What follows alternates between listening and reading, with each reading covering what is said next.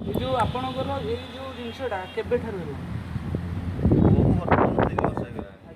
ଗୋଟେ ବର୍ଷ ପର୍ଯ୍ୟନ୍ତ ଠିକ୍ ଥିଲା, ଯେମିତି ଗୋଟେ ପିଲା। ତଥାପି 18 ମାସ 19 ମାସ ଯାକେ ଠିକ୍ ଠାକ୍ ଥିଲା। ଆଜ୍ଞା। ତାପରେ ହେଇଗଲା। ତ ହେଲା ପରେ ଆପଣ କେଉଁଠି କ'ଣ ଦେଖେଇଲେ ଫାଷ୍ଟ? କଟକ ସିବିଆଇରେ ଦେଖାଉଥିଲୁ।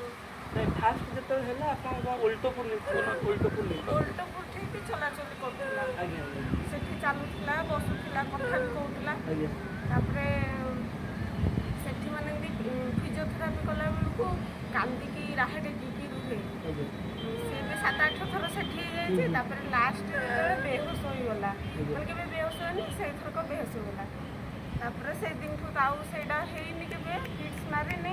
ତାପରେ ଆଉ ଚାଲିଲାନି, କଥା କହିଲାନି, ବସିଲାନି, ଏମିତି ମୁଣ୍ଡ। ଡକ୍ଟର କ'ଣ କହୁଛନ୍ତି? ଯେଉଁ ଦେଖେଇଲେ ଆପଣ ଭୁବନେଶ୍ୱର ଦେଖେଇଲେ କି ଆପଣ କଟକରେ ଦେଖିଲେ, ଡକ୍ଟର କ'ଣ ଫାଷ୍ଟ କହୁଛନ୍ତି? ଓଲଟପୁରରେ ଦେଖିକି ଆସିଲୁ। ଓଲଟପୁରରେ ଯଦି କିଛି ବି ଚେଞ୍ଜେବୁଲ୍ ନହେଲା, ସେଠି ଯେଉଁ ନର୍ସ ଥିଲେ, ଡକ୍ଟର ଥିଲେ, ସେମାନେ କହିଲେ ନେଇକି କଟକରେ ହେଉ ଅଥବା ଭୁବନେଶ୍ୱରରେ ହେଉ, ଭଲ ଡକ୍ଟର ଅଛନ୍ତି, ସେଠି ଟିକେ ସ୍କାନ୍ କରିଦିଅ, ରିପୋର୍ଟ କ'ଣ ଆସୁଛି ଦେଖିଲେ ଆମେ ସେଇ ଅନୁସାରେ ତାକୁ ଟ୍ରିଟମେଣ୍ଟ କରିବୁ।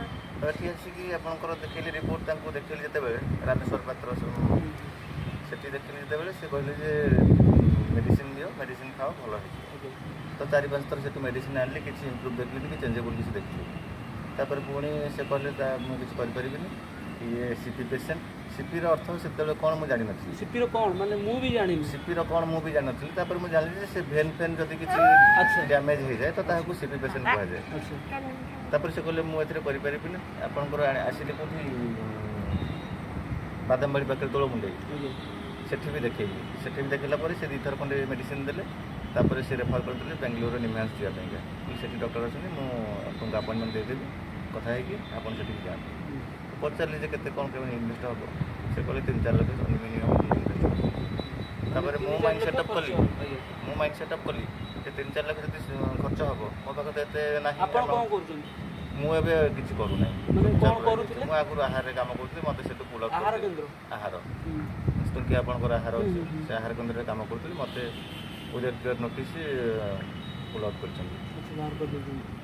ଏବେ କିଛି କରୁନାହାନ୍ତି? ମୁଁ ଆକ୍ଚୁଆଲି ପୁଅ ପାଇଁକା ଏ ଡକ୍ଟର